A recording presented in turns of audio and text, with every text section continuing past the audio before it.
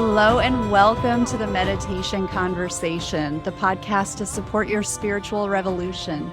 I'm your host, Kara Goodwin, and today I'm so excited to have Mark Williams and Dr. Danny Penman. Mark and Dr. Penman are authors of Mindfulness, Finding Peace in a Frantic World, and the upcoming book, Deeper Mindfulness. Mark is a professor of clinical psychology at Oxford University. He co-developed mindfulness-based cognitive therapy. Danny is a meditation teacher, writer, and journalist, and in 2014, he jointly won the British Medical Association's Best Book Award for Mindfulness for Health, a practical guide to relieving pain, reducing stress, and restoring well-being, which is You Are Not Your Pain in the U.S. So welcome, Mark and Danny. What a joy to be with you today. Thanks for being here. Well, thank you for having us. Yeah, likewise. It's always good to talk about these things. Yes, absolutely. And I'm really excited about your new book, which talks about feeling tones or vedanas. Am I saying that correctly? Vedanas? Vedana. So tell us about this. Tell us about these feeling tones. Right. In the moment that the unconscious mind crystallizes into the conscious moment, there is a very brief pause where the mind categorizes everything. It doesn't judge. It categorizes everything as pleasant, unpleasant, or neutral. And that is like the tipping point for all of the subsequent thoughts, feelings, and emotions that follow. And it's of profound importance because it's this tipping point.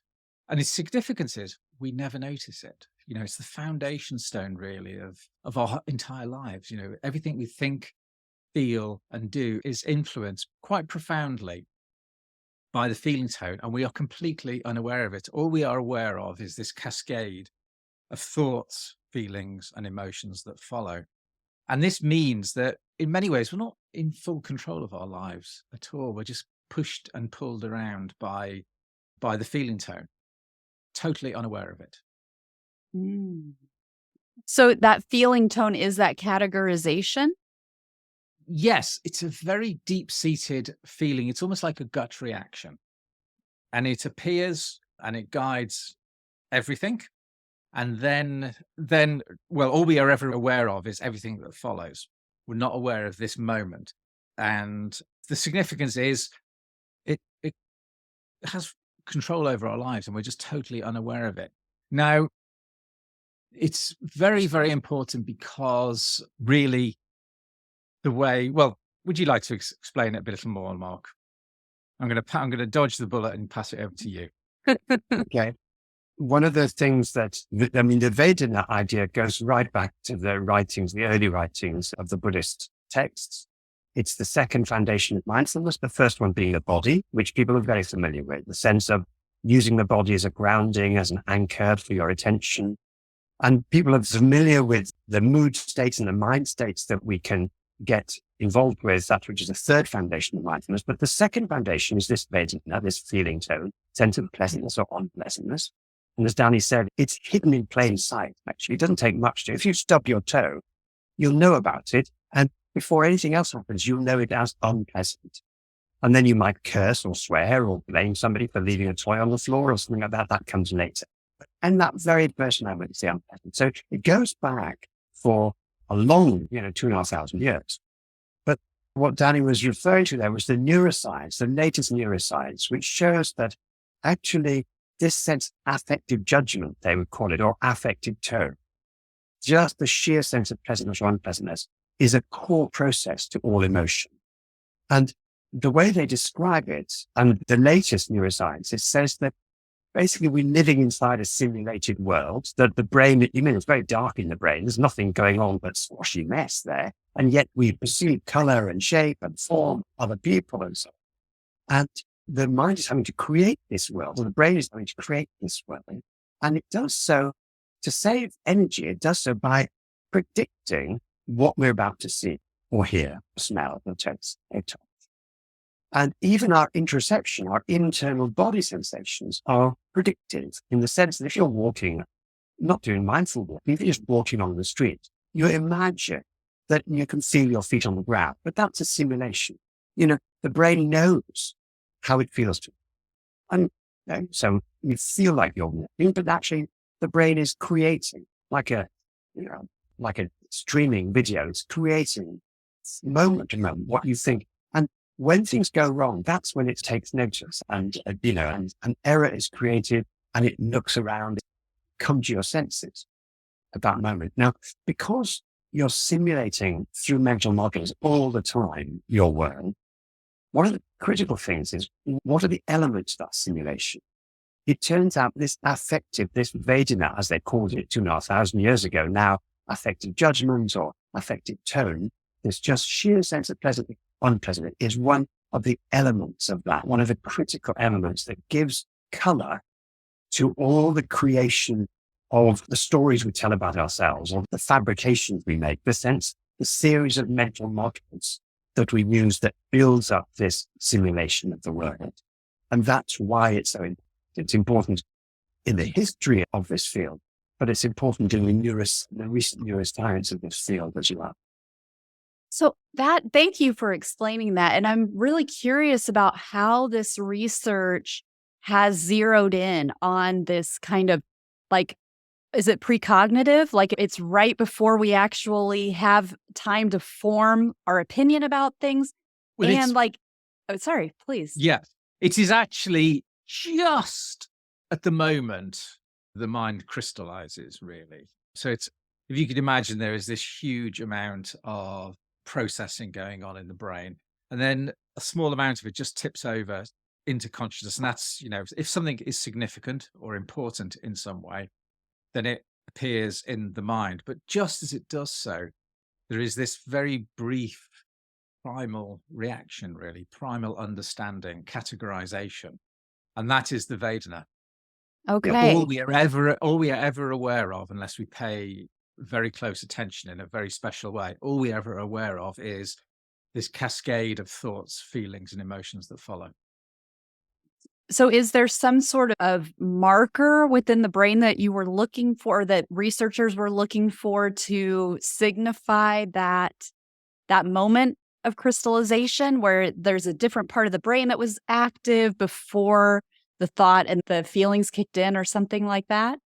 Yeah. So what's happening is that the brain is creating these models all the time. So there's something called the default mode network, which is what happens when you're at rest in a scanner, which it's just a sort of flowing activation backwards and forwards in the middle part of the brain. And that connects with these affect systems. So most of the research that's gone on, because this is all being done almost as we speak now, most of the research that's gone on has been interested in emotions. So the emotion of fear and the emotion of sadness. And it was thought that we knew exactly what the fear network was and what the sadness network was and what the surprise network was. There's a psychologist called Lisa Feldman Barrett who's written a wonderful book called How Emotions Are Made, that shows that actually all we knew about some of these emotional systems wasn't quite right, that it's not always, say, the amygdala, which was always thought to be the fear, part of the fear network. And she said, look, you do experiments and you find that half the time people are afraid, and you can see they're afraid and they report fear, but the amygdala isn't lighting up. Oh, really? So she says, so what exactly is going on? And it's always by a process of subtraction that she argues that the core process underneath all these negative states, and that's the sense of just the core sense of unpleasantness, whether it's sadness or regret or fear, there's this core process there. And where is that happening? Well, it's probably not in a particular place in the brain, but in the configuration of the brain. In the network. In the network. So, and it's partly to do with the balance between left and right. So there's another psychologist called Richie Davis in Wisconsin, who's done a lot of work on meditation. Some of it with monks, some of it with people who've trained or novices who should train up over time. And he's looked at the balance between different parts of the brain, the right and left. And he talks about approach versus avoidance motivation, or prevention and promotion. So the promotion versus all just positive, negative. So it's very unlikely to be, that we can see that's part of the brain. It's more likely to be a balance, a configuration. But one of the things is that, and this is the case we make, and the case that meditation teachers have made for many years that you can train people to become aware of these moments, which is very obvious in the stubbing toe example, or banging your head, or hitting your thumb with a hammer when you're banging a nail. Those are obvious. Actually, this ancient philosophy, and indeed this neuroscience, says every single moment we are aware of some slight pleasantness or unpleasantness, whether it's taste, touch, or sound. There's a little balance, a little ripple going on, and that will determine the color of our mood in the next. That's fascinating. So is there a difference in the research between like the pleasant and unpleasant, or like that categorization that Danny was talking about in the very beginning, where he was saying it's either kind of good, bad, or neutral?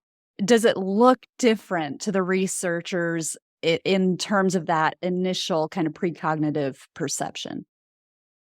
It seems to be a dimension. So although it's easiest to think of it, and it's the simplest thing is that just there's a unpleasantness or neutral in the middle. And that's the way we teach it. Just notice if this sound or this sensation is pleasant or unpleasant.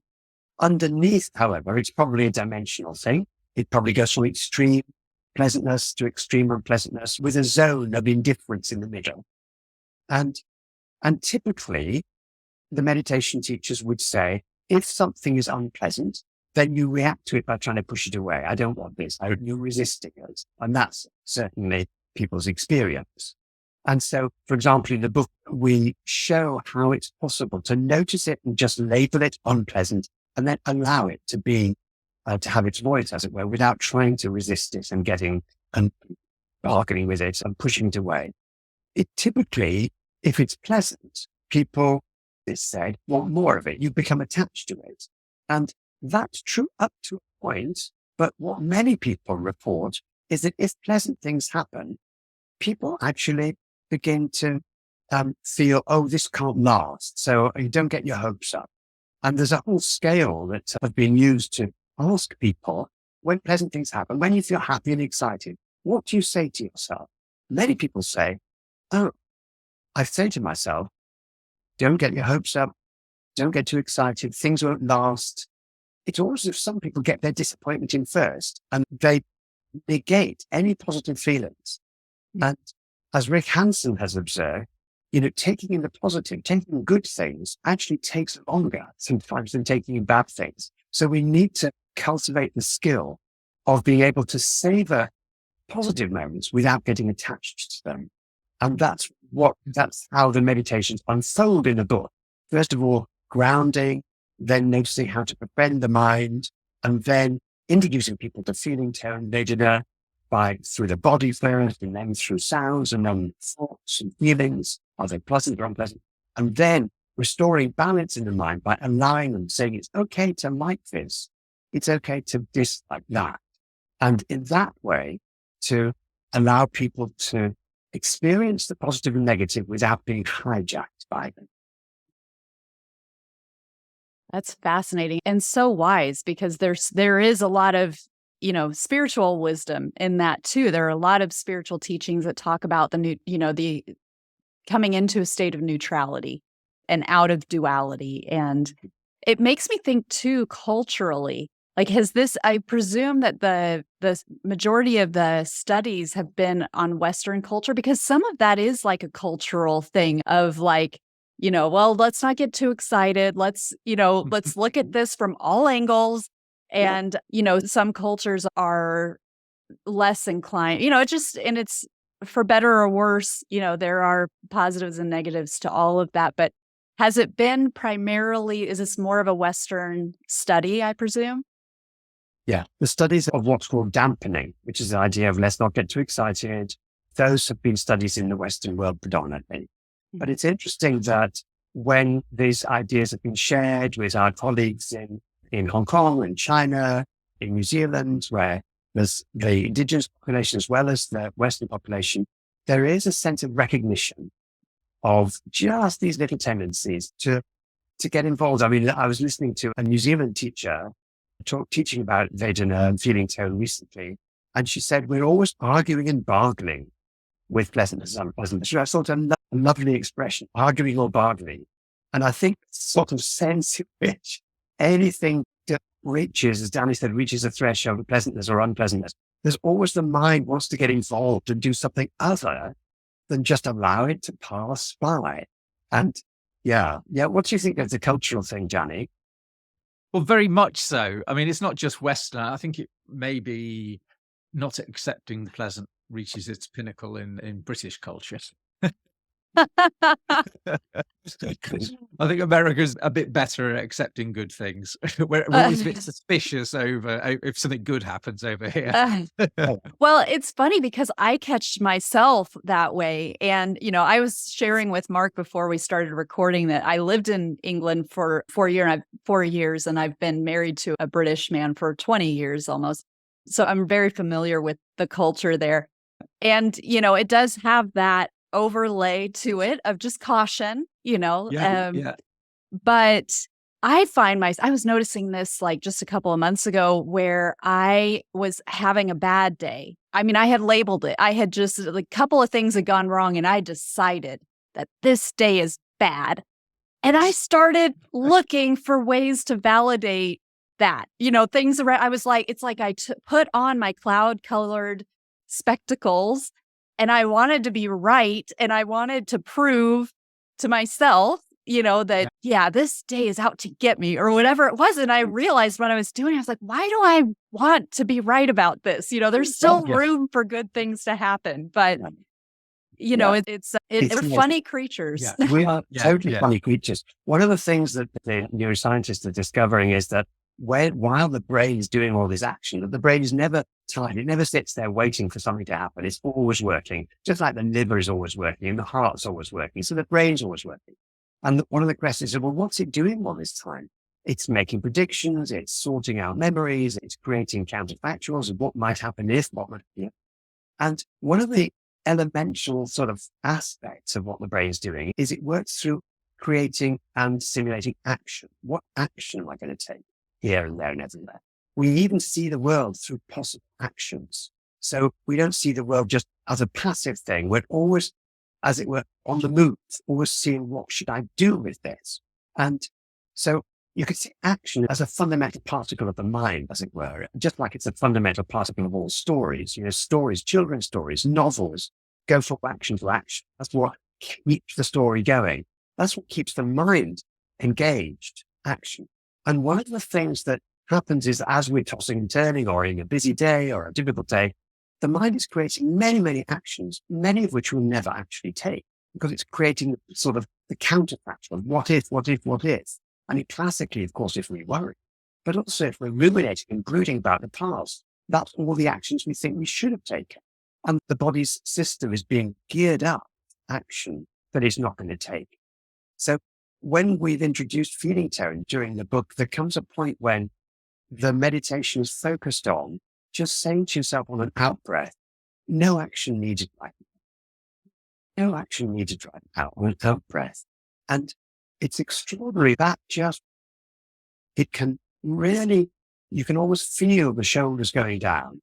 And it seems to not only calm the mind, but also give the insight, which is, well, I didn't know how busy my mind was until that moment. But it's made this shift. So there must have been so much action going on that I didn't even know about because the mind, the brain is really good at, giving us all this information and having it ready to hand. But in order to do that, it creates all these, little action loops that we're not going to need. So it's really nice occasionally to say, no action needed right now and just. Yeah. I mean, it really makes sense when we mentioned earlier about we live inside, I suppose, a personal simulation. We conjure up these entire worlds for ourselves. And it is absolutely real. This is how we do make sense of the world, that the mind is predicting what is about to happen. And that makes perfect sense because most of the time the world is predictable. It frees up an awful lot of mental space. If the mind is predicting what is about to happen, it gives us the time and mental space to make sense of the world. And in fact, we only ever really pay attention and notice the world when something goes wrong. If we trip over, suddenly we are aware that we have tripped over.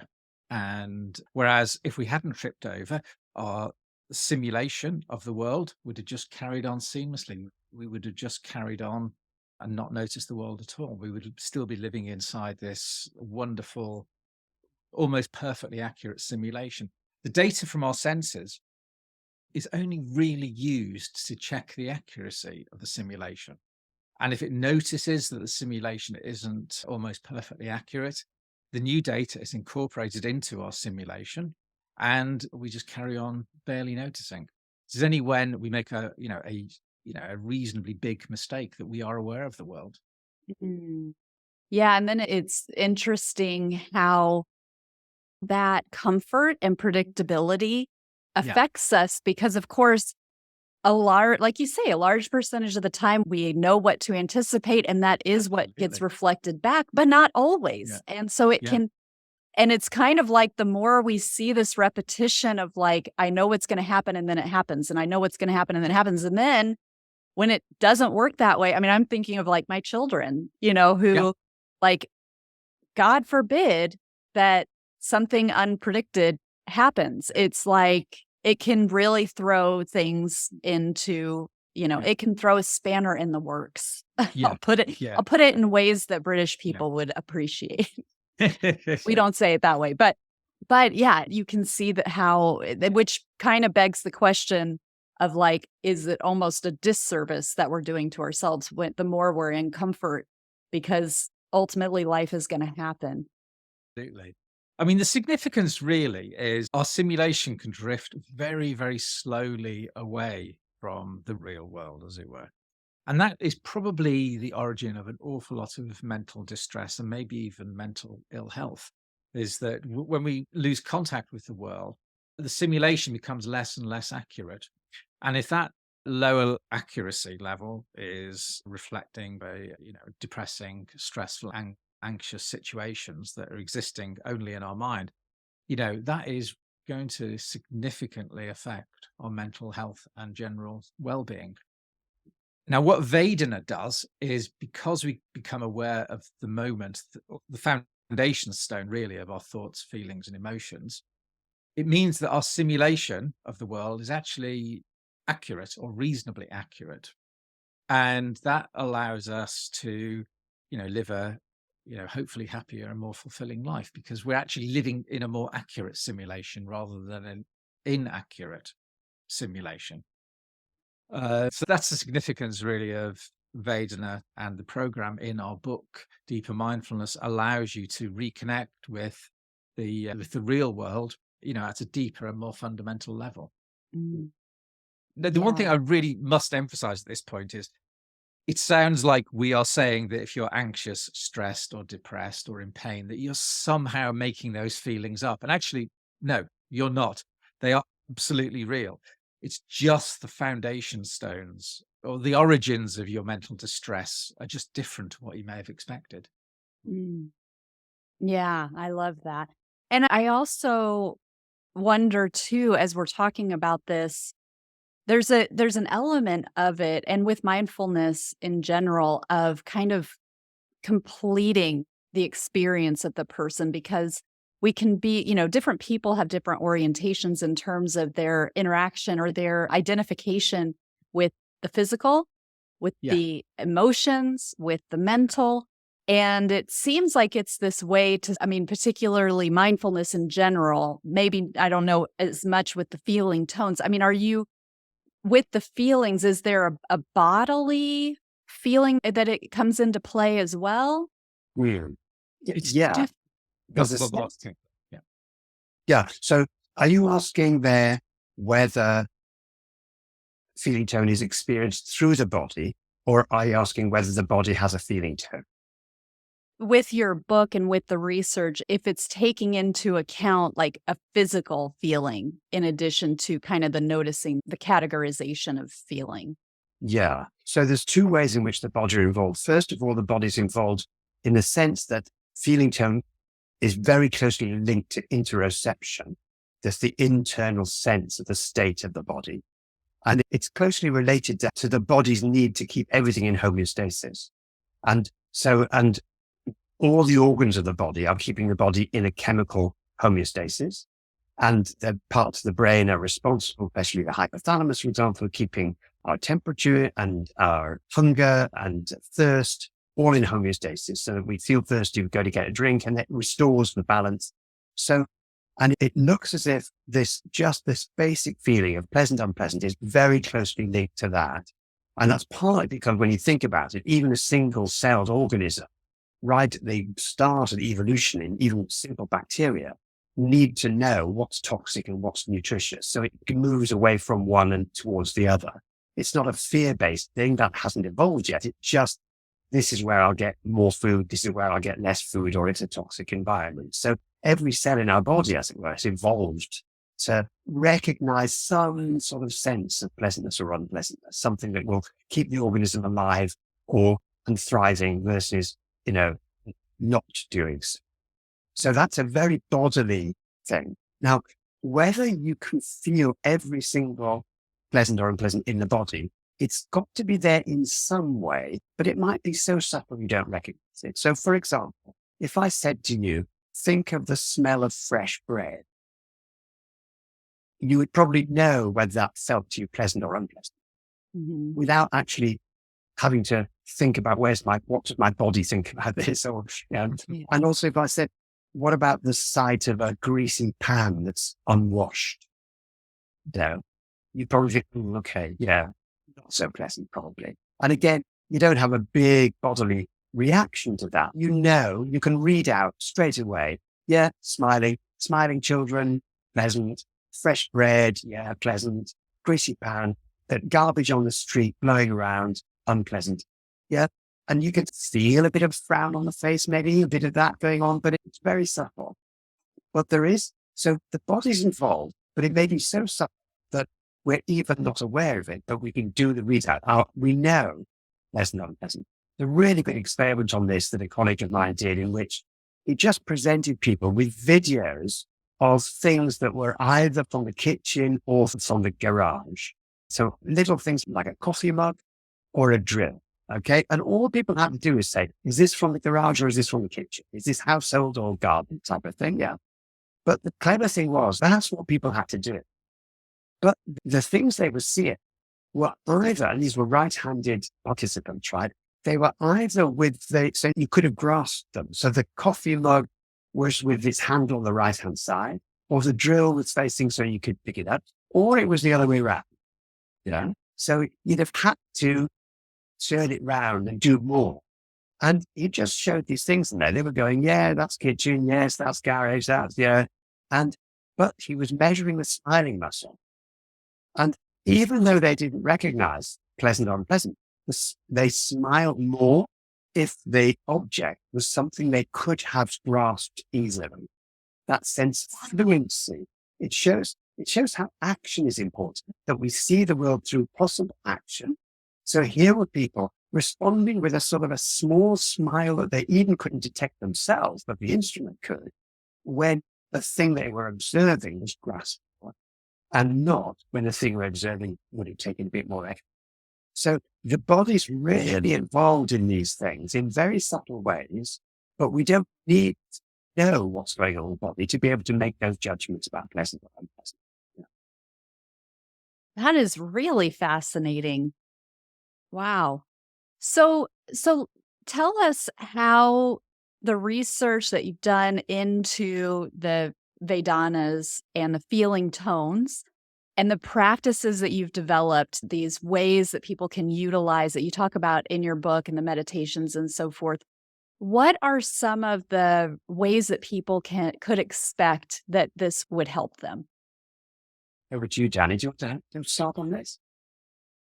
Yeah, I mean, there was Mark and his colleagues at Oxford did a nice clinical trial spread, well, based mostly in the UK, but also in New Zealand and South Africa and Hong Kong, so across cultures, and found that it was, significantly helpful for relieving anxiety, stress, and depression. It's too early to say whether it's more effective than conventional mindfulness, but the interesting thing is, it most definitely works. And this is a new program that has only been developed a couple of years ago. And our hunch is it will help people who've maybe gone through a traditional mindfulness program, such as MBCT or MBSR, maybe used one of the programs from our previous books, and so it will enhance and deepen their own practice. But the interesting thing is, it's just as effective for novice meditators. And, that's really quite significant. So it can help, a broader range of people. And it's also quite interesting that, many people will have done a conventional mindfulness course and, they might not have found it as helpful, or they might have fallen off the wagon halfway through the course. And it can help those people as well. So, people get benefits in different ways from different programs. And, if there's another program that people can try, that's great, because it will help the people who may not have got benefit from conventional mindfulness. Mhm. One of the things we're able to do with this program is because now we're in a period of downloads instead of CDs. In 10, 15 years ago, you had to have a CD wrapped in the book, but you could only do a limited number of meditations there. Now, in the era of downloads and streamable, we've been able to provide shorter, medium, longer meditations that people can fit it in with their lives.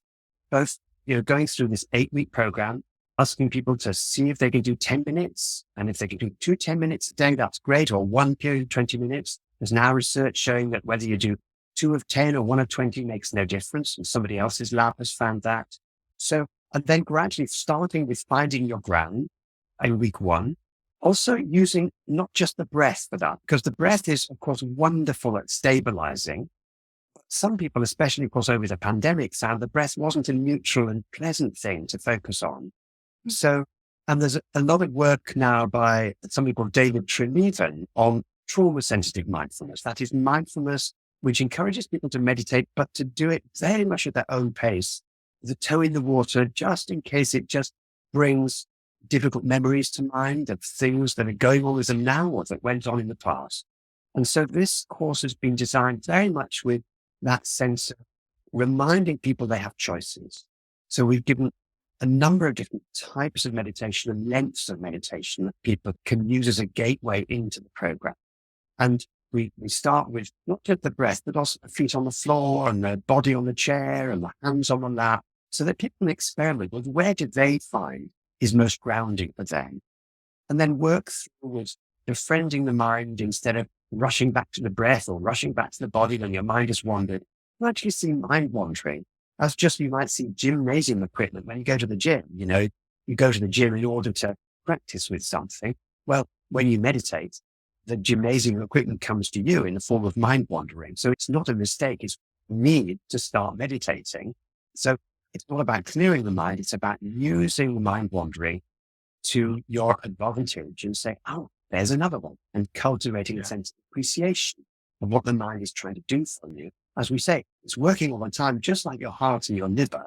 So why criticize it when it shows up, when you're meditating? Instead, you say, oh, it's amazing work you're doing. And you thank the mind before coming back to the body, coming back to the breath.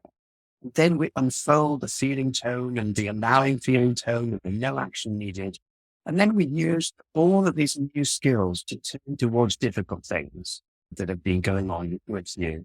And then to how to deal with when your motivation goes, when you've been so absorbed with something that your motivation for everything else is shot to pieces and you just can't get zest into life.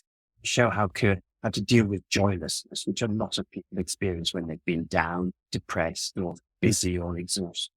And so that's the unfolding over the 8 weeks is with lots of different options for people to download and try out to see what works for them. It's different for different people, we suspect.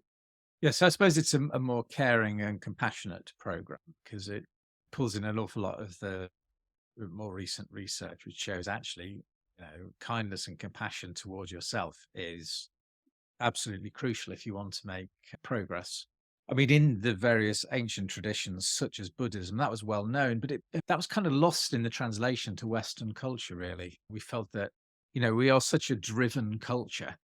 We felt that when we took up meditation, we had to drive ourselves forward with it rather than just letting everything move at its own pace. Yeah. Yeah, I love that. So when you talk about this being a program, is this like an online program that people can join at any time, or do you have a start date coming up, or can you tell us a little about that? Yeah. So people can use the book as the program and download, and there's QR codes in the book, so you can go straight to the website and download it from the book. Oh, great. And then work through week by week. So the book has 2 or 3 chapters of introducing the science of it, the sort of the framework, and then some practicalities, then straight into the week 1, week 2, week 3. And people can just use it to guide, just to take them by the hand and take them through. And then we've got some examples of people who've done the program that people can see if those are their examples as well. But the Oxford Mindfulness Foundation is also teaching this program, and all the Oxford Mindfulness teachers are able to. And there's basically a program virtually any time of day for people to hop onto if they want to join a class. And people can just get to the Oxford Mindfulness Foundation or Oxford Mindfulness Center, and then if you find a class, and they'll be able to click on to find a class and register for an online program if they want to. Wonderful. But the book itself contains the entire 8-week program. We say 8 weeks, but you could do it over 8 months if you prefer. The important thing is to do it at your own pace so that you feel comfortable with it. You literally take out your smartphone, point it at the QR code. The meditations will appear on the screen. You choose which one. If you're feeling slightly on the back foot, you might just do a 10-minute meditation. If you have the time, you could do a 20 or a 30-minute version of it. And the program just leads you by the hand, over 8 weeks or 8 months, however you want to do it. Oh, beautiful. Wonderful. Well, as we wrap up here, can you just remind everybody, because the book's not out yet here in the US, right? Well, actually, it will be by the time Yes. this launches. Was it July 5th? You want to say? 17th, I think. I don't know, sometime second week in July, I think. I think it's pre-ordered now, though, from all the bookshops and different places you get the books. So, and it's called Deeper Mindfulness, the new way to rediscover calm in a chaotic world.